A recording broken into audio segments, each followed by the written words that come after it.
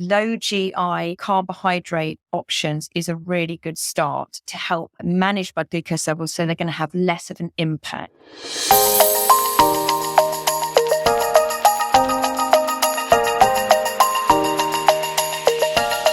Hello and welcome to Moving Through Menopause, the podcast. And I'm talking with Shirley Ward. Shirley is a registered nutritionist. She's also a coach working on behalf of the NHS on the diabetes prevention program. And so, Shirley, I think that really equips you very well to talk today all about sugar. We're talking about sugar, Shirley. Hello there. How are you?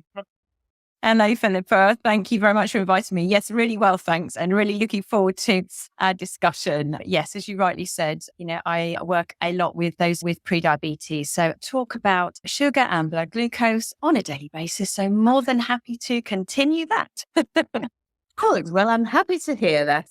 So, sugar, oh dear, it's potentially slightly controversial, I think, for us to be talking about sugar.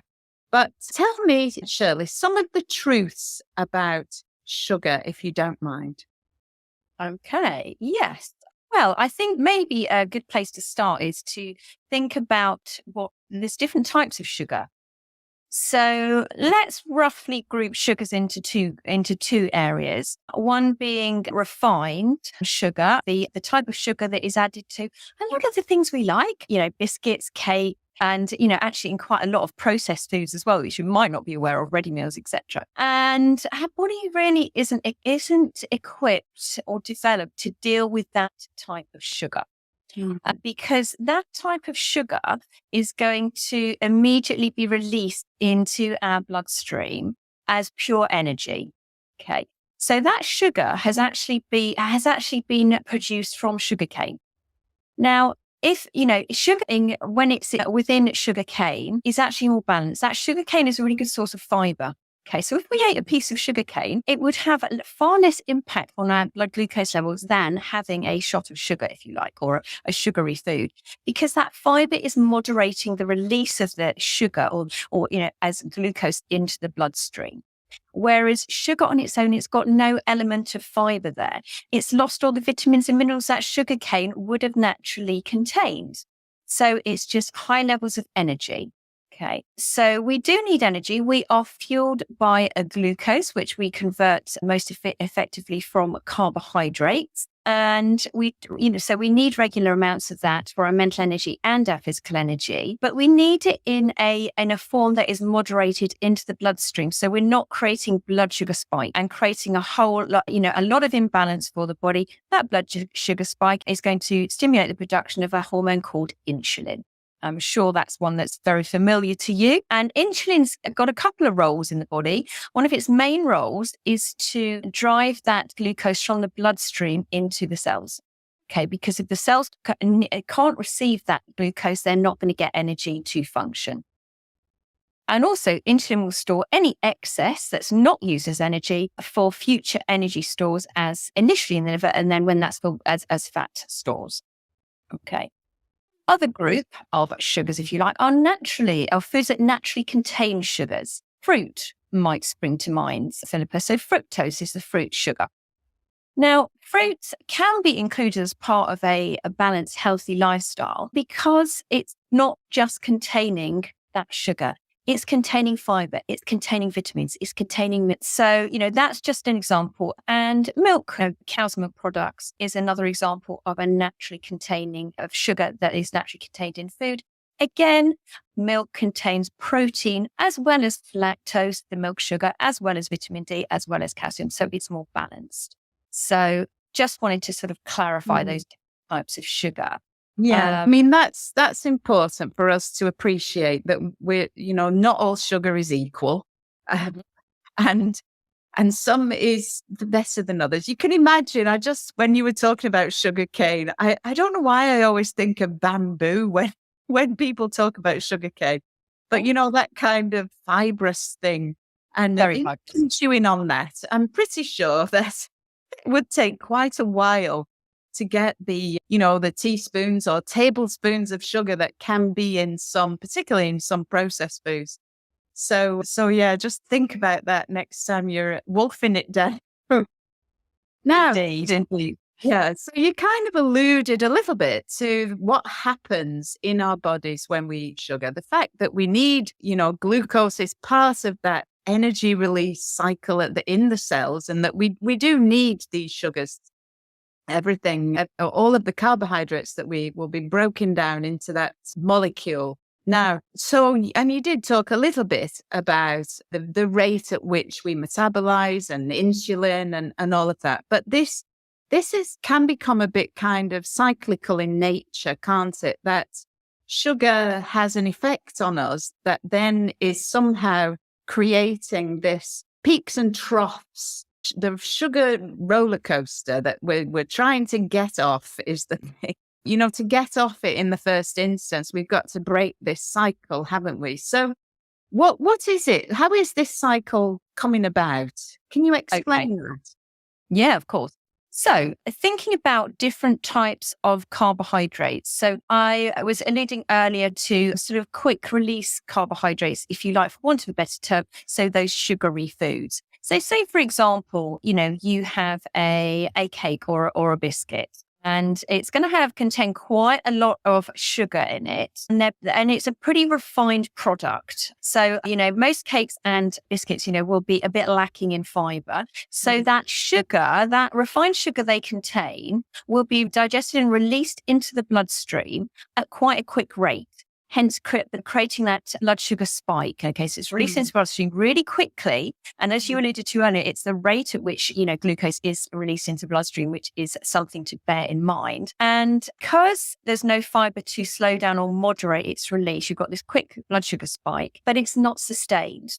Okay, so that's sent around the body into the cells for energy. As we said earlier, that's the role of the hormone insulin. And generally, those kind of foods contain a lot of energy, and so we are not going to use up all of that energy.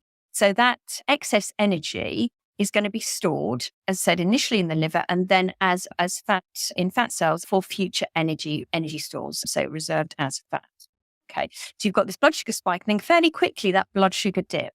And so if we compare that to eating something like an oat cake, for example, instead of a biscuit. So oats are predominantly protein and good sources of fiber. And they do have some carbohydrate element in them, but that glucose or sugar that they contain, if you like, is released slower into the bloodstream because that fiber is slowing down its release. So it's not going to be that extreme spike. It's going to be a slowly climbing, more of a curve, if you like. And then it's going to be sustained energy because that fiber is slowing down the release. So it's more sustainable energy. And of course, as you use it up, that will gradually drop down as those reserves are used up. So there's no extremity with that kind of food. And protein doesn't need insulin to be digested. So it's not going to affect blood sugar levels with that combination as much as the likes of, a cake or a biscuit. Okay. So, and I think you talked about storing excess glucose as fat. Well, in the liver initially, we've got a reserve in the liver, and that's what we would call upon if we were not getting anything in through our diet, and then the fat reserves thereafter. So, of course, slow sugar or fast sugar, if we want to call it that, both of those potentially can end up as fat stores, depending on the quantities that we eat. But what we're not going to get with the slow release type sugar that you're talking about is this spike. And it is those sugar spikes that really can impact our performance generally. They can impact our mood. And particularly around the time of menopause and perimenopause, we can become a lot more sensitive, I think, to these spikes in sugar. So, for me personally, I was definitely throughout my perimenopausal period experiencing mood disturbances and disruptions. And actually, I would find myself craving, this hit, if you like, if you want to call it that, of sugar on occasion, particularly when I was fatigued after a poor night's sleep. And I think this is the thing, isn't it? For people around that perimenopausal period, if you're suffering from sleeplessness, then it actually does drive you to crave the quick fix, if you like. The problem is, as we're talking about, really, that you're just taking that step onto the roller coaster and making everything a whole lot worse. So can you sort of explain to us how we might be able to, get off this roller coaster and iron out? I mean, talking about slow and fast release carbohydrates, actually, it made me think of the glycemic index. And I think this is one way that we can evaluate the foods that we are consuming in our diet, the rapidity with which they will be made available in the bloodstream, the sugars. Yes? Am I right? Yes, absolutely. Spot on, Filippo. No, really good point. Yeah, glycemic index. And I'm sure that's, a term a lot of people are familiar with, glycemic index or GI. And it simply means the rate at which carbohydrate containing foods are going to release their energy into the bloodstream as glucose. That's all it means. Okay. And actually, the higher the GI of a food, the more impact it's going to have on your blood glucose levels. Okay. So, a couple of slices of white bread are going to be rated as a high GI food compared to something like rye bread, which is going to be rated as either medium or low, depending on how it's being processed, purely because of the rate at which that glucose is released into the bloodstream. So really good point there, Philippa. Looking for predominantly low GI carbohydrate options is a really good start to help manage blood glucose levels, so they're going to have less of an impact. So that's a really good point. And you can just Google that. There's lists available, on the internet, really easy to find, and just get to know some of the common foods that you have in your diet, and you'll get to know, the rough GI, where they are on the GI scale, and it will give you a guide. So I think that's a really good start there. Absolutely. And you also were saying about how poor sleep can have a real impact on blood glucose levels.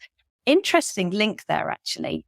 So poor sleep quality, poor sleep duration is actually a very evidenced risk factor for moving towards conditions like prediabetes. And it's actually creates the same environment in the body as if you were under chronic stress. It's a really interesting link. So it's something to be really aware of. And unfortunately, sleep issues are very common. So you were saying to me earlier, sort of starting with that question was, what can we do? Thinking about, if sleep is an issue for you, think about what you can do to improve that. That is absolutely in your control. Thinking about your bedroom environment. Is it quiet? Is it not too hot? Is it a comfortable, relaxing environment? Do you have a sleep routine? Do you go to bed at a certain time? And because your brain will start to clock that as a routine and start to relax. Just some ideas to get, to start thinking about. Yeah, well, this is it. And, when I have these conversations, I quite often feel that we're in a bit of a cycle because, sugary foods will actually impact our sleep, and then lack of sleep will make us crave these sugary foods. So it is that, now it's a bit more like a roundabout rather than a roller coaster. Exactly. But, we're trying to get off the roundabout, aren't we? And at some point, we've got to take an action to change the direction of travel. Yeah, it's kind of making me think of physics now, but that to every action, there is an equal and opposite reaction. And so we're trying to change something about that interaction with whatever it is. And so you mentioned stress, and that's another feature around menopause, that we're finding ourselves emotionally a lot more volatile, potentially. And so these hormonal fluctuations are in some part responsible for that. And yet, we can influence our hormones through our diet also. And of course, we're using that word not to mean calorie restriction or anything like that, just to mean the foods that we consume on a daily basis, aren't we, Shirley? So yeah, absolutely. Yeah. And that's a really good point, because as you say, moving towards in menopause or perimenopause, moving towards it, there's a whole host of hormonal changes going on. Hormonal levels are changing. There's more imbalance there. And so you can actually, one way to stay in control of that is by managing your food choices, as you're saying. And as we've been discussing, choosing those low GI carb options, for example, those fiber-rich, fiber-dense carbs that are going to help balance your blood sugar glucose levels, to help keep insulin production, another hormone, as we've been talking about, in balance. Okay. And it's interesting around the menopause, if you can keep your adrenal glands working well and not under too much stress, and the adrenal glands will release adrenaline and cortisol, which are the key stress hormones. So if you can manage stress levels and help to keep your adrenals functioning as well as they can be, they are a secondary source of estrogen. So it's that really interesting link there. And of course, around menopause time and moving into menopause, that itself can be a real stress for a lot of women, as we know, Philippa. And so it's just thinking about, what can you do to just calm things down, get some relaxation time in there, think about what your stress factors are. Very evidence tools like mindfulness, doing some short exercises in meditation, just calming everything down. May sound really simplistic, but it can be really helpful. Yeah, I mean, there's a lot around mindfulness around food, in and of itself. And certainly managing our stress levels to help that adrenal fatigue that we might be experiencing. Yeah. So, I mean, how does food feature in terms of stress? Obviously stress eating is something that people might be tempted to do, reaching. But I think it comes back to that, the cravings for food when actually that's not necessarily the source of the problem, and maybe recognizing those kinds of triggers, if you like. I don't know.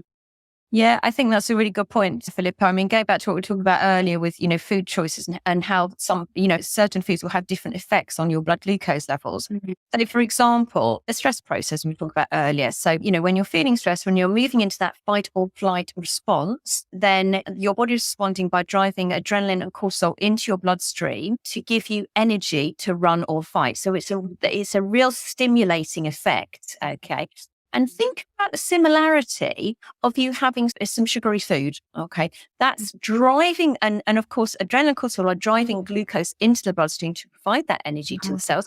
Exactly the same as if you were having a sugary food or a highly refined carbohydrate. White bread was an example we used earlier, white rice, white pasta, white flour products. They're all going to have pretty much the same effect as if you were having sugar on your bloodstream. Okay. And so that's driving, that's increasing blood glucose levels. And your body doesn't really understand the difference. I think that's what it comes down to, isn't it, really? Very good point. We haven't evolved to notice that that's the same process going on. And we haven't learned to respond in different ways. So it's how we respond to stressful situations, I think, is a very good point there, Philippa. Mm-hmm. Can have a very beneficial effect on that process. Okay, I think you've cleared that up for me, how food can sort of drive that process. And certainly the sugar high could be a signal to your body to say, run, So that's driving it then potentially, yes? Yeah, definitely. And also thinking about what else those high blood glucose levels are doing. So high intake of sugar, and especially fructose, that fruit sugar, so can actually increase that addictive element of sugar, which is something that you alluded to at the start, because it's stimulating the production of a hormone called dopamine. Now, dopamine you've come across that one before, Philip, with the looks of things. Yeah. So dopamine has got a number of functions. We need it for memory, for learning, for example, for concentration, but it's also a key reward hormone. It gives us a good feeling. And, there's a lot of studies to show high sugar intake, especially fructose from fruit sugars, can increase that dopamine effect. It's a really interesting one, actually. So fruit, as we said earlier, can be part of a balanced, healthy diet. Try to go for the less sweet fruit options, though. Apples, pears, plums, berries. They tend to be seasonal in the UK. They are going to have far less impact on your blood glucose levels because they've got good fiber, vitamin, and mineral content. Compared to the more exotic fruits, the sweeter a fruit tastes, the more impact it's going to have on your blood glucose levels. So your mangoes, grapes, melons, things that we don't normally grow over here. So just a little tip there. Yeah, no, I like that. And of course, as soon as we start to extract the fibrous content from fruit and turn it into smoothies and juices and goodness knows what else. Dried fruit, exactly. Oh, dried fruit. Yes. Very concentrated forms, yeah. that'll be why I like it so much. Yes. It's something that we know about it. We keep hearing about it. And sometimes you're reluctant to talk about this addictive nature of foods and the fact that somewhere in the food manufacturing industry has really cottoned on to this. So I think it is right to speak to mention that it isn't actually the food. It's that hormone release, the dopamine signals in our brain that we find so compelling and so wonderful that we just want more of them. Exactly. And it's a very powerful effect. Where dopamine is concerned, it is very powerful. And you can find yourself caught in this dopamine circle where you're just constantly going and it's craving that sort of need for sugar. So I think what would be good to talk about is other options, and you mentioned kind of the comparison with the biscuit versus the oat cake. And much as I love oat cakes, it's hard to feel like they stand up against a biscuit, actually.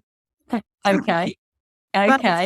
But I've made my own at home before today, and maybe if I put some orange rind in or something, perhaps that would make all the difference. I don't. That was just an example. Think about other options that are not going to have as much of an impact on your blood glucose levels. Protein, for example. So having a protein-based snack rather than a sweet snack, great way to make a first step, for example. So, having, and it might sound a bit odd, but having a boiled egg with a couple of cherry tomatoes as a mid-morning snack, for example, rather than going down the energy bar route or etc. Because, start reading the label, they are a lot of times super high in sugar.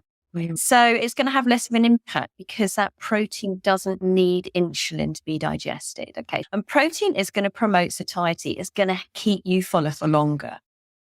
Yeah. I like that idea, actually. And I think, you know what? It is not just about knowing.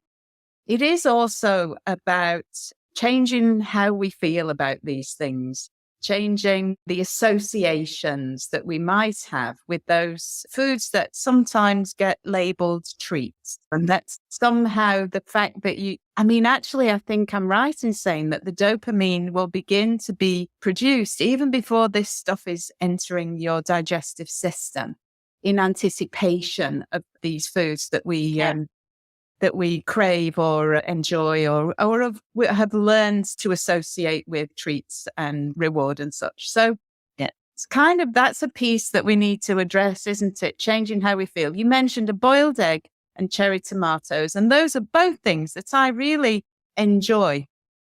And so I could persuade myself probably that this would be a suitable alternative to something, and then knowing that what I'm doing for my own physiology is I'm ironing out this roller coaster ride that actually by the end of the day, I'd be quite happy to get off, if you know what I mean. So, I think breaking habits is not easy to do, but bringing that mindfulness in and around our choices is going to help, and knowing that we are going to reap the rewards of changing our habits in the long term and giving ourselves a high five every time we manage it, because that's another thing.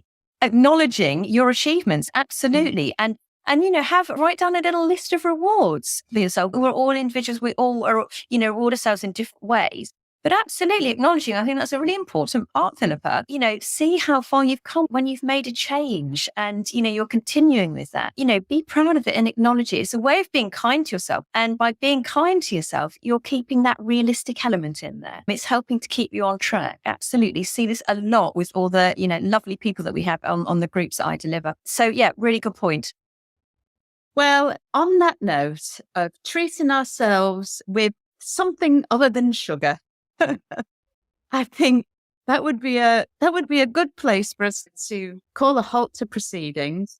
So I'd like to say thank you so much, Shirley, for giving up your time today to come along and chat all about the perils of sugar and how to jump off that sugar roller coaster. Lots of useful tips and information. Thank you again so much for coming along today. You're very welcome. Really enjoyed it. A very interesting chat. And I think you've posed a lot of thoughtful questions in there, which I hope I provided some clarity to. Really enjoyed it. Thank you, Philippa. Yeah, perfect. Thumbs up. Thanks again. Take care. You're welcome. Take care. Bye. Bye.